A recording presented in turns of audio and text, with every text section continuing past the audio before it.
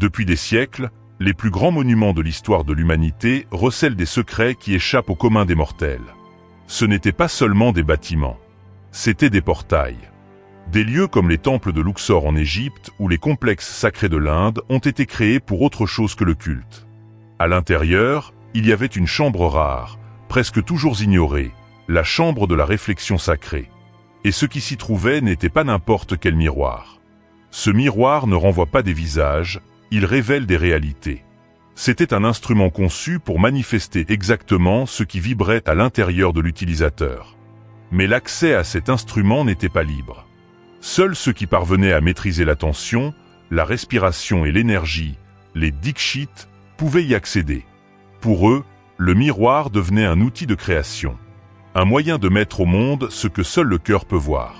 Ces initiés ont dit que lorsqu'ils se regardaient dans le miroir pur, ils ne se voyaient pas comme des humains ordinaires. Ils se sentaient comme des ponts entre le visible et l'invisible. Leurs récits font état de réalisations si précises qu'elles semblent impossibles à expliquer par la logique contemporaine. Pourtant, ces phénomènes ne sont pas attribués à la magie ou au miracle, mais résultent des lois exactes du fonctionnement de la réalité. Ce que les anciens ont découvert, c'est que tout dans l'univers répond à un principe. La réalité extérieure ne fait que reproduire l'état intérieur. Et le miroir était l'outil qui rendait cela indiscutablement visible. Contrairement à la croyance populaire, ce type de connaissances n'a pas émergé comme une superstition. Elles ont été systématisées, étudiées et testées. Les traditions de Konark en Inde et les doctrines occultes de l'Égypte présentaient les miroirs sous forme de symboles et d'inscriptions, non pas comme des objets décoratifs, mais comme des outils sacrés de création. Dans la philosophie védique, par exemple, on trouve la même explication. L'univers se façonne en fonction de l'état interne de l'observateur. Le nom donné à ce processus est Brahman, la conscience totale, qui se projette dans les formes physiques comme un reflet. Et les textes des Upanishads affirment que ce reflet n'est pas une illusion, mais la vérité la plus pure, encodée dans le langage silencieux de l'existence. C'est pourquoi de nombreuses cultures anciennes enseignaient que la véritable maîtrise de la réalité commence par la maîtrise du miroir intérieur. La science moderne a tenté de parvenir à cette compréhension. Mais alors que les neurosciences sont encore en train de tracer les chemins de la pensée, les anciens avaient déjà compris que le cerveau ne se contente pas de traiter la réalité, mais qu'il l'émet. Ils l'ont appelé le premier reflet, le miroir hermétique. C'est l'une des lois fondamentales de la création. Ce qui est à l'intérieur est identique à ce qui est à l'extérieur. La formule n'est pas un poème spirituel, c'est une architecture universelle. Lorsque l'on modifie le champ intérieur, le monde extérieur se réorganise. C'est pourquoi, lorsqu'une personne doute d'elle-même, le monde semble bloqué. Lorsque quelqu'un se sent indigne, les opportunités se rapprochent. Lorsque quelqu'un croit en sa vision, l'univers conspire en sa faveur. Non pas parce qu'il s'agit d'un tour de passe-passe, mais parce que tout fonctionne sur la base de la fréquence, et que la fréquence obéit à la vibration la plus constante. Les Égyptiens l'ont bien compris.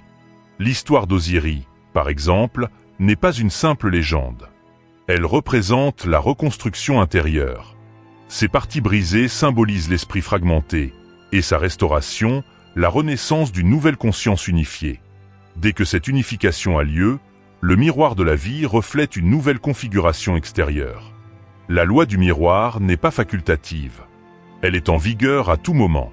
L'univers reflète toujours quelque chose. La question est de savoir ce qui est reflété. Les anciens appelaient ce principe d'Arpan-Niyam, la loi du reflet. Tout comme un miroir ordinaire révèle le visage, le champ quantique universel révèle les idées, les croyances, les peurs et les désirs qui vivent silencieusement à l'intérieur de chaque personne. La preuve en est donnée par des gestes simples de la vie quotidienne. 1. Lorsqu'une personne a honte, son corps réagit par une chaleur au niveau du visage. 2. Lorsqu'une personne pense qu'elle sera rejetée, sa posture et son ton se rapprochent, créant ainsi le rejet lui-même. 3. Lorsqu'une personne modifie son schéma mental concernant la prospérité, de nouvelles possibilités commencent à émerger. 4. Lorsqu'une personne répète une pensée suffisamment longtemps, le cerveau crée de nouvelles connexions et de nouveaux schémas. C'est la neuroplasticité. Tous ces exemples montrent que le cerveau est plus qu'un centre de commandement, c'est un façonneur de la réalité. Il ne se contente pas de réagir à ce qu'il voit. Il crée aussi ce qui sera vu. C'est pourquoi ceux qui ont maîtrisé l'art du miroir n'ont pas eu besoin de changer le monde. Ils se sont changés eux-mêmes, et le monde a suivi. Pour l'appliquer, commencez dès maintenant par un exercice simple. Choisissez une pensée forte et répétez-la pendant 7 jours, matin et soir. Quelque chose comme « Je suis une source de clarté » ou « Tout fonctionne en ma faveur ». Ressentez-la comme une certitude et observez comment votre réalité réagit. Ce n'est que le premier des 5 miroirs sacrés. Mais si vous assimilez pleinement ce principe, tout change. Car le premier pas vers la transformation n'est pas la technique. Il s'agit de reconnaître que vous êtes déjà en train de créer, même si vous ne vous en rendez pas compte. Si quelque chose en vous a commencé à se souvenir de cette vérité, aimez cette vidéo maintenant. Commentez avec le nom de votre ville ou de votre pays, afin que nous puissions voir d'où les consciences s'éveillent. Et partagez ce contenu avec quelqu'un qui a besoin de se reconnecter à sa force créatrice. Le voyage a commencé. Et il n'est pas extérieur. C'est le retour à ce qui a toujours été en vous, le miroir originel de la création. Après avoir compris le premier miroir, de nombreuses personnes se demandent « Pourquoi mes désirs ne se réalisent-ils pas immédiatement, même lorsque je suis aligné ?»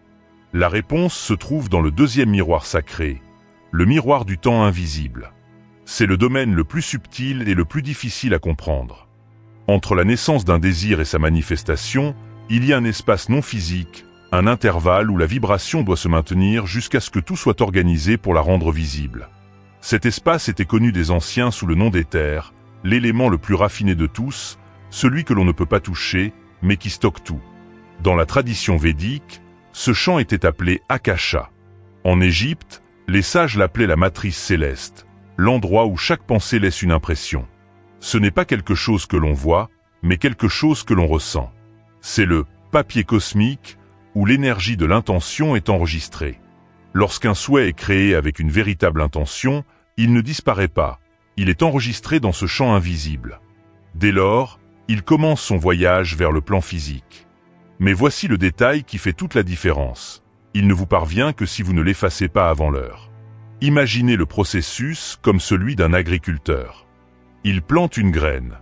Il sait que la graine a besoin d'obscurité, d'humidité et de temps pour germer. Il serait insensé de creuser le sol tous les jours pour vérifier qu'elle est déjà en train de germer. Mais c'est exactement ce que font de nombreuses personnes avec leurs désirs. Elles plantent, puis doutent, remettent en question, craignent, et interrompent ainsi le processus de germination. Dans les écoles anciennes, les apprentis étaient testés sur ce point. Après avoir formulé un souhait, des situations contraires étaient volontairement présentées. Le but n'était pas de les frustrer, mais de mesurer leur fidélité vibratoire. Ceux qui maintenaient leur vision intérieure, même face au contraire apparent, étaient récompensés par quelque chose de plus grand encore. C'est là le véritable test. Garder vivante l'image de ce que l'on veut, même lorsque tout semble indiquer le contraire. Le deuxième miroir est donc celui de la persistance énergétique. Il ne s'agit pas d'attendre avec anxiété. Il s'agit de maintenir sa vibration comme quelqu'un qui a déjà reçu, même sans preuve. C'est le moment de faire confiance à l'invisible, comme quelqu'un qui sait que l'invisible est ce qui crée le visible. Pensez Y. Lorsque vous demandez quelque chose à l'univers, il commence déjà à organiser tout ce qui l'entoure pour vous l'apporter. Mais si votre énergie fluctue, si vos doutes grandissent, si la peur vous envahit, c'est comme si vous éteignez l'antenne. La transmission est interrompue. C'est pourquoi la clé est de maintenir le champ vibratoire ferme, comme une ancre émotionnelle. Le nom de cette méthode est la foi consciente. Pas une foi aveugle, mais une foi basée sur la prise de conscience que tout obéit à des lois. Si ce savoir vous touche, partagez-le avec quelqu'un qui a besoin de réapprendre à attendre sans baisser les bras. Et écrivez dans les commentaires « Je suis fermement sur la fréquence de mon désir ». Cela permet d'ancrer cette vibration et de montrer à l'univers que vous êtes prêt. Passons maintenant au troisième reflet, le miroir des formes cachées. Dans la nature, il y a beaucoup plus que ce que l'on voit. Les lignes, les proportions et la géométrie ne sont pas l'apanage de l'art, elles sont codées partout. Des cristaux aux branches d'arbres, des spirales des coquillages aux caractéristiques du corps humain. Tout est porteur d'un modèle invisible qui soutient la forme. Ce modèle était sacré pour les anciens. Ils savaient que les bâtiments ne pouvaient pas être construits au hasard. Chaque angle, chaque mesure, chaque répétition géométrique activait une fréquence spécifique. Ce n'était pas de l'architecture, mais de l'ingénierie vibratoire. C'est ce qu'ils ont appelé le code géométrique de l'univers. En Inde, ce code a été exprimé dans le Sri Yantra, une figure composée de triangles interconnectés représentant l'union entre le divin masculin et le divin féminin. En Égypte, le même schéma était caché dans les proportions des pyramides. Dans d'autres cultures, il apparaît sous la forme de la fleur de vie ou des spirales de Fibonacci. Mais pourquoi est-ce important ? Parce que le même modèle qui soutient les formes extérieures est également imprimé à l'intérieur de vous. Le corps humain obéit aux mêmes proportions sacrées que la nature. L'ADN, les orbites planétaires, les battements du cœur, tout suit une harmonie mathématique, une intelligence organisée. Cela signifie que vous êtes le reflet vivant de la structure de l'univers. De plus, cela signifie que lorsque vos pensées sont en harmonie avec ces schémas, la manifestation se produit plus facilement. Lorsqu'elles ne sont pas alignées, la réalité semble s'arrêter. Les anciens savaient que pour se manifester avec précision, la pensée devait s'aligner sur la géométrie du cosmos. Ils appelaient cela la synchronisation sacrée, l'union entre la pensée, la forme et le rythme. Voici 3 exemples pour illustrer ce propos. 1. Le Taj Mahal a été construit sur la base du nombre d'or, le même que l'on retrouve dans le corps humain, les feuilles des plantes et les coquilles d'escargot. Ce n'est pas une question d'esthétique. Il est fonctionnel. Il vibre de l'harmonie universelle. 2. Le temple solaire de Konark, en Inde, contient 12 roues et 7 chevaux, une représentation exacte des mois de l'année et des 7 chakras principaux du corps. Un reflet du macro dans le micro. 3. Les lignes des palmiers, selon les anciens voyants, contiennent les mêmes traces que les chemins de la forêt, la nature extérieure se reflétant dans les détails du corps humain. Ces exemples montrent que tout est lié. Rien n'est aléatoire. La réalité répond non seulement à l'émotion, mais aussi à la manière dont l'émotion est structurée, à la géométrie de la pensée. Si vous pensez de manière désorganisée, vous créez des formes désorganisées. Si vous structurez vos pensées avec clarté, cohérence et intention, vous activez une fréquence compatible avec l'harmonie universelle. C'est le moment de vous rappeler que vous n'êtes pas séparé de la nature. Vous êtes la nature sous forme humaine. Et lorsque vous commencez à penser comme l'univers pense, en termes de modèle, de cycle et de rythme, vous commencez à créer comme lui. Profitez maintenant de cette vidéo, si ces informations vous ont fait prendre conscience de quelque chose de nouveau. Et écrivez dans les commentaires quels sont les schémas que vous avez déjà observés dans votre vie. Vous activerez ainsi votre champ de perception. Pour l'appliquer, essayez ce qui suit. Au cours des 3 prochains jours, observez attentivement les motifs naturels. Essayez de voir au-delà de la surface. Remarquez les répétitions, les symétries, les spirales. Vous commencerez ainsi à réaligner votre esprit sur l'intelligence cachée de la réalité. Lorsque vous vous éveillez aux miroirs invisibles de la création, vous réalisez que le monde n'est pas à l'extérieur. Il est à l'intérieur, et il reflète fidèlement la conception que vous avez dans votre conscience. Le 2e miroir vous a appris à faire confiance au temps invisible. Le 3e a ordonné vos pensées comme la nature s'ordonne elle-même. Ensemble, ces 2 codes vous élèvent à un nouvel état. Celui de co-créateur conscient, quelqu'un qui ne se contente pas de désirer, mais qui comprend comment rendre son désir inévitable. Ce n'est pas pour rien que les sages du passé ne commençaient jamais une pratique sans avoir d'abord procédé à une purification. Ce n'était pas de la superstition, c'était de la stratégie. Ils ont compris qu'avant de créer quelque chose de nouveau, il était nécessaire de nettoyer le champ où la nouvelle chose serait plantée. Les vieilles pensées, les émotions non résolues, les croyances héritées, tout cela agit comme une interférence. Dans les traditions védiques, le feu cérémoniel du yagya avait exactement cette fonction. Transformer les déchets mentaux en cendres et à partir de ces cendres, donner naissance à un nouvel état de conscience. Il s'agissait d'un rituel de réinitialisation énergétique. Dans les mystères d'Éleusis, la pratique était similaire. Le prêtre initiait les disciples à des rituels qui les amenaient à se confronter à leurs schémas les plus profonds. L'intention était claire. Le nouveau ne se manifeste que dans un sol préparé. Tout comme un terrain a besoin d'être défriché avant de pouvoir accueillir une nouvelle construction, le champ de l'esprit a également besoin de cette préparation. Il savait que les pensées ne créent pas par elles-mêmes. Ce qui crée, c'est l'état interne entretenu par ces pensées. Et si cet état est contaminé, même l'idée la plus positive sera déformée avant de se manifester. Cette compréhension donne naissance au quatrième miroir pur, le miroir de l'alchimie interne. Cette réflexion montre qu'il ne suffit pas de répéter de belles phrases ou d'imaginer des scénarios parfaits. Il faut transmuter la densité émotionnelle, dissoudre les rancéures et réaligner la chimie des sentiments. C'est là que beaucoup de gens échouent. Ils essaient de forcer des pensées de prospérité alors que leur corps vibre encore de peur, de culpabilité ou de colère. L'univers ne réagit pas aux idées, il réagit à la fréquence. Et la fréquence est déterminée par la cohérence entre ce que vous pensez, ce que vous ressentez et ce que vous croyez réellement. Les anciens appelaient cela la substance de l'âme. Ce que vous émettez ne provient pas seulement de l'esprit, mais de la somme de toutes vos expériences, émotions et interprétations. C'est comme si le miroir cosmique amplifiait ce qui vibre le plus intensément en vous. C'est pourquoi les anciennes traditions considéraient le cœur comme le véritable centre créatif.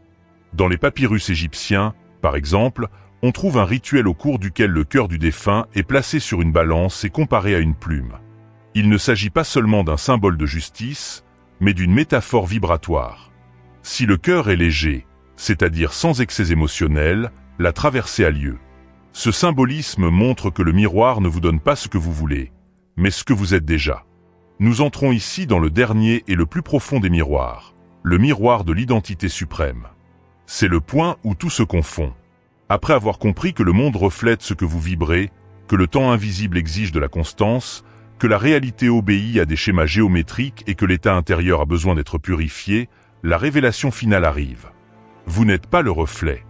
Vous êtes la source. Les grands sages l'ont dit clairement. Dans les Védas, l'expression Taham Brahmasmi signifie « je suis l'univers ». Il ne s'agit pas d'une métaphore, mais d'une affirmation littérale. Vous n'êtes pas à l'intérieur de la création, vous êtes la création elle-même qui se réalise. En Égypte, la figure de taureau représentait ce même concept, la pensée divine se manifestant dans la forme. Il n'était pas seulement un dieu, mais le symbole de l'esprit qui crée. En d'autres termes, vous ne vous contentez pas d'observer le monde, vous le concevez en permanence, même sans vous en rendre compte. C'est le tournant. C'est là que l'illusion de la séparation est brisée. Le miroir n'est pas extérieur. C'est vous. Et tout ce que vous voyez, ressentez ou attirez n'est qu'une extension de ce que vous avez décidé, consciemment ou inconsciemment, de garder à l'intérieur. Cette prise de conscience bouleverse toutes les croyances limitatives. Lorsque vous vous reconnaissez comme le créateur, vous comprenez qu'il n'y a personne d'autre à blâmer et qu'il n'y a rien d'extérieur à attendre. Toute transformation commence et se termine au centre de votre conscience. Et c'est là le véritable Siddhanta, comme le disaient les sages, la connaissance qui englobe toutes les autres. L'esprit ordinaire réagit à ce qu'il voit. L'esprit éveillé choisit ce qu'il va voir avant qu'il n'existe. Il se comporte comme l'univers, agissant à partir de l'origine et non de la conséquence. C'est la sagesse qui transcende le temps, la culture ou la langue. Toutes les traditions profondes en arrivent là. Elles aboutissent toutes à la même conclusion. Vous êtes le reflet et le réflecteur. Vous êtes le miroir et l'image. Vous êtes la réalité et le créateur. Et qu'est-ce que cela change? Tout. Une fois cette vérité comprise et vécue, la vie devient une extension de la conscience.